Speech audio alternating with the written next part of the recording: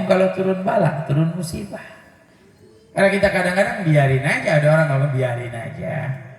Nggak kita ingatkan, nggak kita nasihati, nggak kita ajak pada kebaikan.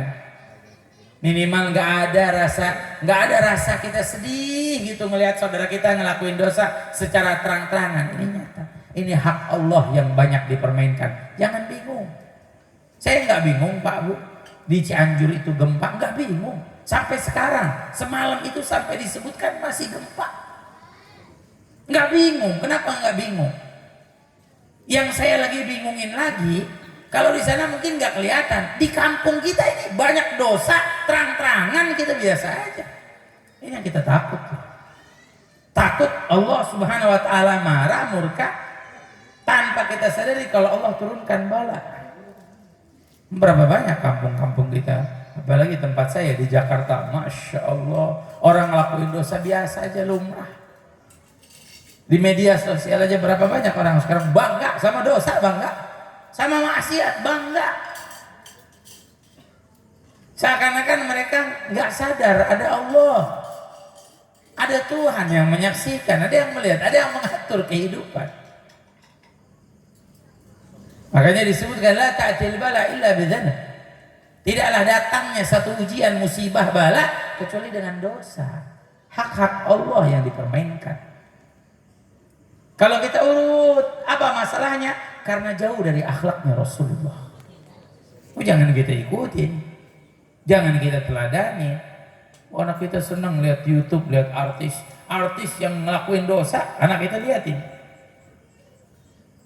Berapa banyak yang mempermainkan hak-hak manusia?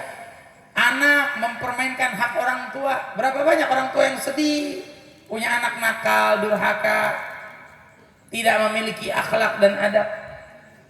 Masalahnya akhlak. Ya mohon maaf, jangan nunggu kecewa. Jangan nunggu kita nangis di kamar kita karena anak kita kurang ajar. Ayo mulai sekarang bimbing, ajarkan, pakaikan anak kita pakaian akhlak sehingga kita tidak menyesal. Ini hak loh. Berapa banyak orang tua yang mempermainkan hak anak, pilih kasih sama anaknya. Ada lagi yang tidak memberikan perhatian, tidak membimbing, tidak mendidik. Kita sama anak bukan hanya sekedar memberi riayah, tapi jangan lupa ada tarbiyah.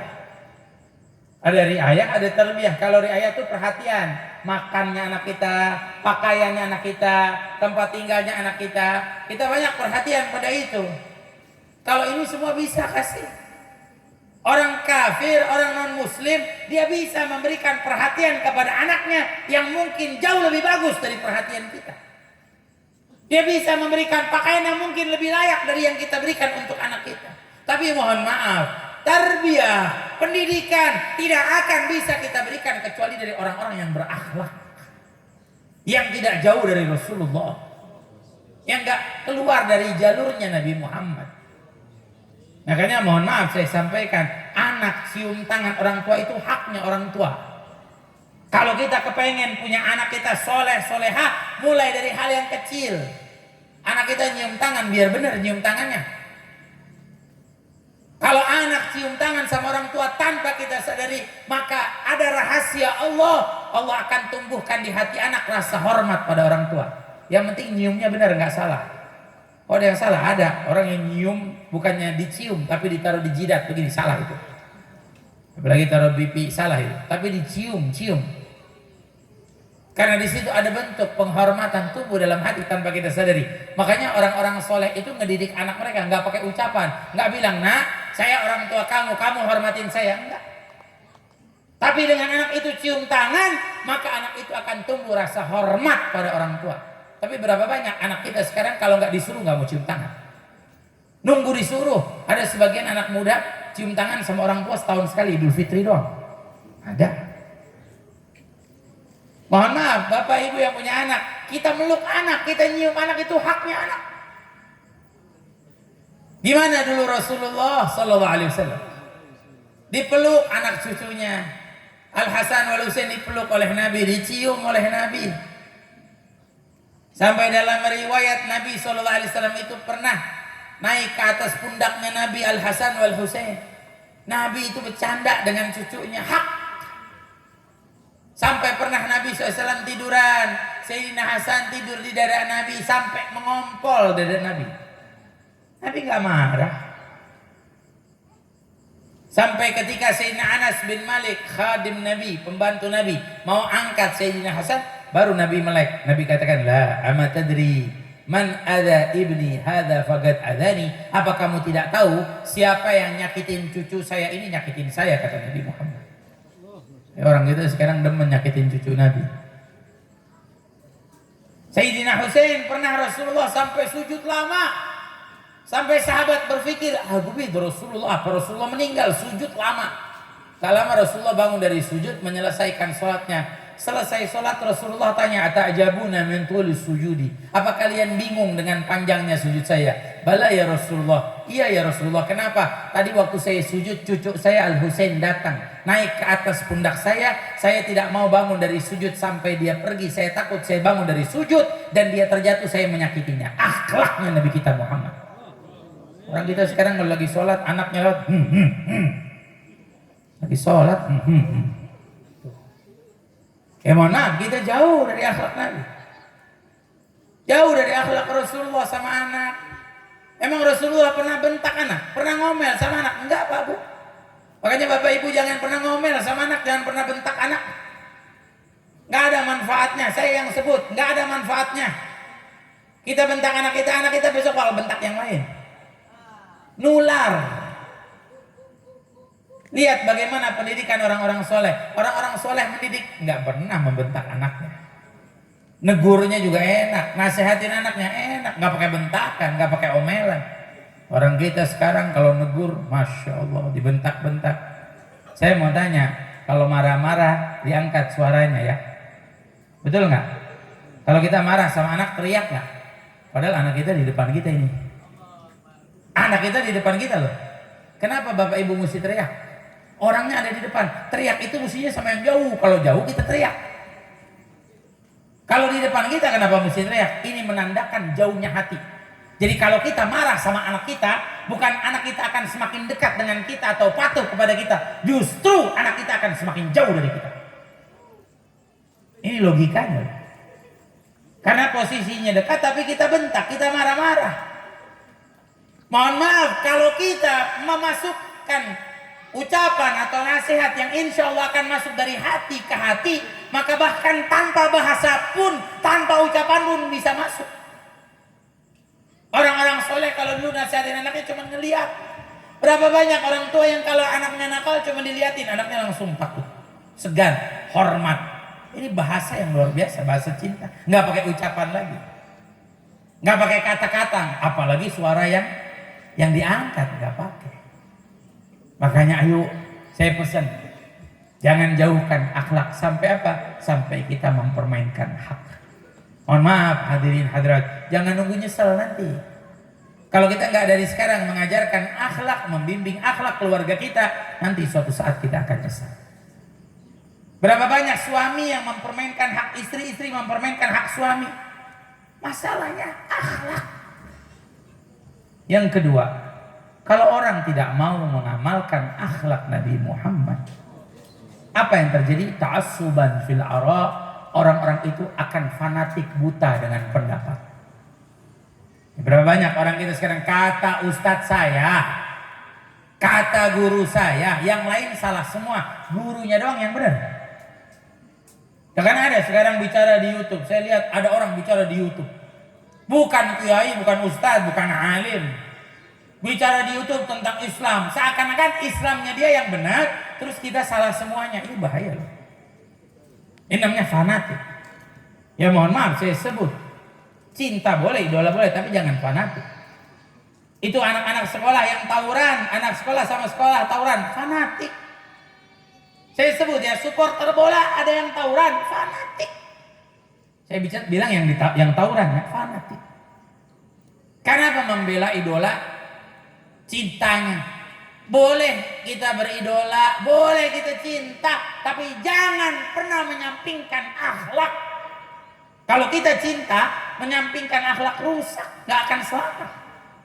Ya saya sebut anak-anak muda yang cinta-cintaan zaman sekarang, coba lihat yang menyampingkan akhlak, hancur hidupnya. pernah menyampingkan akhlak. Cinta juga kalau nggak pakai akhlak rusak, Pak. Cinta aja pakai akhlak. Nah, sekarang kita cinta misalkan sama kiai, sama habaib, sama ulama, pakai akhlak. Coba kalau nggak pakai akhlak, kiainya ada jenggotnya dicabutin. Kenapa yang cabut? Jenggot kiai ini, cinta kita sama kiai. Habis jenggotnya kiai ini. Karena cinta tapi nggak pakai akhlak. Makanya yuk jangan pernah menyampingkan akhlak. Ketiga, kalau orang tidak mau mengamalkan akhlak Nabi, tarafu'an linnufus, orang-orang itu bangga diri, sombong. Orang kalau sudah tidak berakhlak sombong. Zaman kita sekarang berapa banyak orang sombong, yang sombong dengan harta, yang sombong dengan kekayaannya, yang sombong masa mudanya, yang sombong dengan sehatnya, yang sombong dengan ilmunya, sombong dengan jabatannya, sombong dengan kekuasaannya. Padahal hakikatnya nggak ada dasar untuk kita sombong, nggak ada alasan untuk kita sombong. Apa yang perlu kita sombongkan? Kita semua akan kembali ke dalam kubur. Apa yang perlu kita sombongkan? Walail mahma tal labudda min tulu'il fajr. Malam sepanjang apapun malam pasti akan ada masuk terbitnya matahari. Sepanjang malam apapun pasti akan terbit fajar. Wal umur mahma tal labud min dukhulil qabr. Umur sepanjang apapun umur kita pasti kita akan masuk ke dalam kubur. Jadi apa yang mau disombongkan? Saya Pak Bu baru dapat ponakan baru. Itu kemarin masih merah baru berapa hari, ibu saya nunjukin saya suruh gendong. Karena saya pergi ke Solo, saya punya adik, istrinya melahirkan. Saya di Solo, pulang tuh dikasih unjuk. Itu waktu dikasih unjuk habis dimandikan cuma ditutup bedong doang ya. Itu ibu saya cuma ngomong ini, lihat manusia, kata ibu saya. Manusia dilahirkan telanjang dan akan pulang telanjang. Hanya ditutupi kain kafan. Apa yang pantas dibanggakan? Apa yang pantas disombongkan sama kita? Ya mohon maaf, yang sombong muda akan tua. Yang sombong sehat bisa sakit. Yang sombong kaya bisa miskin. Yang sombong sekarang banyak uang bisa habis. Yang sombong dengan jabatannya bisa jatuh. Yang sombong dengan kekuasaannya bisa runtuh. Yang sombong dengan ilmu, hakikatnya tidak punya ilmu. Karena orang punya ilmu tidak akan sombong, tapi rendah hati, tawadhu. Jadi nggak ada alasan untuk kita sombong. Sombong itu bukan akhlak. Sombong itu hanya haknya Allah, bukan hak kita manusia. Sekarang kita banyak lihat anak-anak kita nonton YouTube. Artis-artis pamer, ini rumah saya. Lagi sombongin rumahnya. Ini mobil saya. Oh, mobilnya dijejer. Gak taunya kreditannya belum dibayar semua itu Pak. Sombong aja.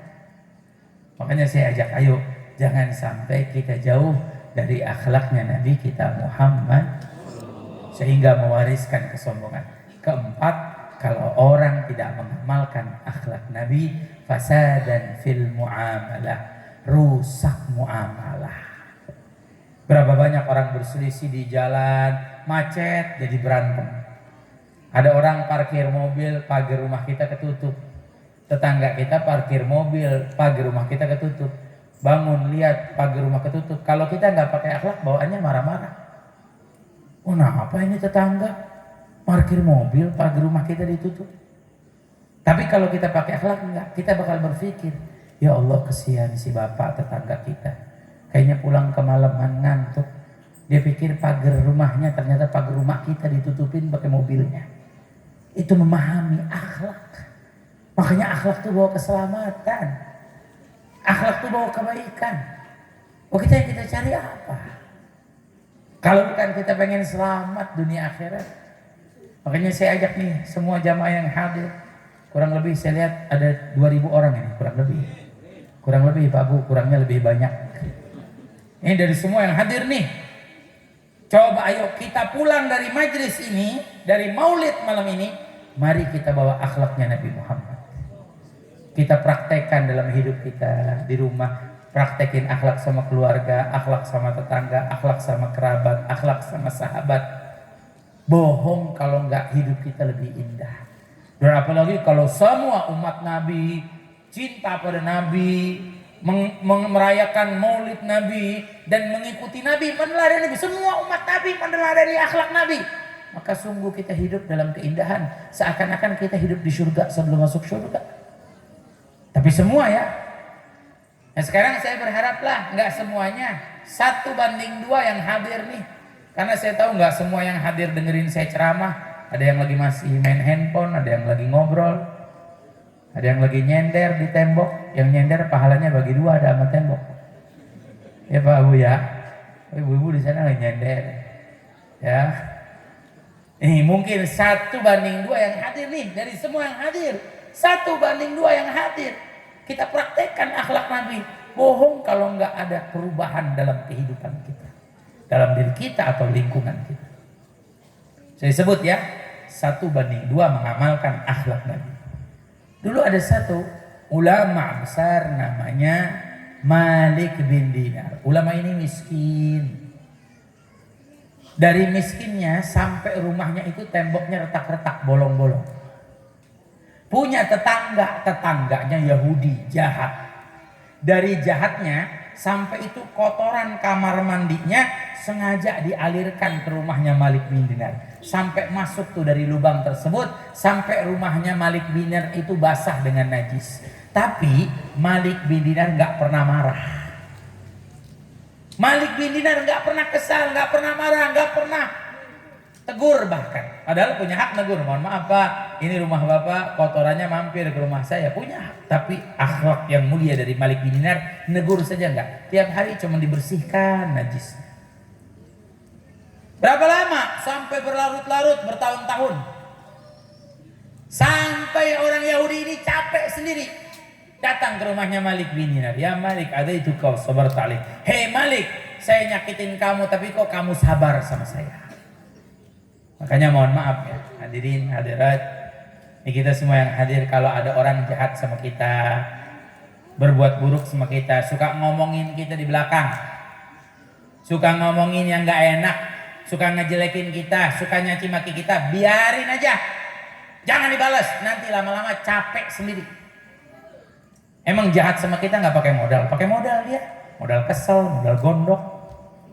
Modal, emang orang kalau ngejahatin kita nggak pakai kesel dia. Nah kalau kita balas lagi kita ikut-ikutan gondok kesel, betul nggak? Makanya jangan dibalas, biarin. Oh Rasulullah nggak pernah ngebalas orang jahat kok. Apa pernah Rasulullah balas? Abu Jahal bagaimana sebegitu jahatnya sama Nabi, nggak pernah dibalas sama Nabi. Dan lain sebagainya. Akhirnya apa, orang Yahudi ini nanya, Malik, saya nyakitin kamu, tapi kok kamu sabar sama saya? Apa jawabnya Sayyidina Malik nih? Akhlak. Orang yang menjadikan hidupnya mengikuti Nabi, meneladani Nabi. Apa dia jawab? Hei, saya pernah dengar Nabi Muhammad SAW pernah bersabda, Man kana yu'minu billahi wal yawmil akhir falyukrim jarhu. Siapa orang beriman kepada Allah dan hari kiamat, maka muliakanlah tetangganya. Saya bukan orang kaya, saya bukan orang yang punya, bisa ngasih kamu sesuatu, memuliakan kamu. Tapi dengan kamu berbuat jahat kepada saya dan saya tidak membalasmu, itu adalah cara saya untuk memuliakan kamu. 1 dari 2, Malik bin Dinar orang berakhlak. Yang satu lagi orang Yahudi tidak berakhlak. Apa Allah tidak turunkan rahmat karena akhlaknya Malik bin Dinar? Allah langsung turunkan rahmat. Orang Yahudi ini tersentuh hatinya dengan apa yang dilakukan dari Malik bin Dinar, maka dia masuk Islam di tangannya Malik bin Dinar. Akhlak. Makanya mohon maaf, berapa banyak loh orang masuk Islam itu bukan karena perang. Orang masuk Islam itu karena akhlak. Boleh cek. Sebanyaknya umat muslim di Indonesia sekarang, di dunia bahkan, mereka masuk Islam bukan karena perang. Kebanyakan itu masuk Islam karena apa? Karena menyaksikan akhlak. Dulu ada satu ulama lagi, namanya Abdullah bin Mubarak, alim, soleh. Cuma bedanya Abdullah bin Mubarak kaya, pedagang. Wah pedagang, wah alim, wah soleh. Jasanya kita pakai loh. Bapak ibu anak muda, kalau buka Al-Quran, coba lihat, setiap awal surat itu pasti diawali dengan basmalah.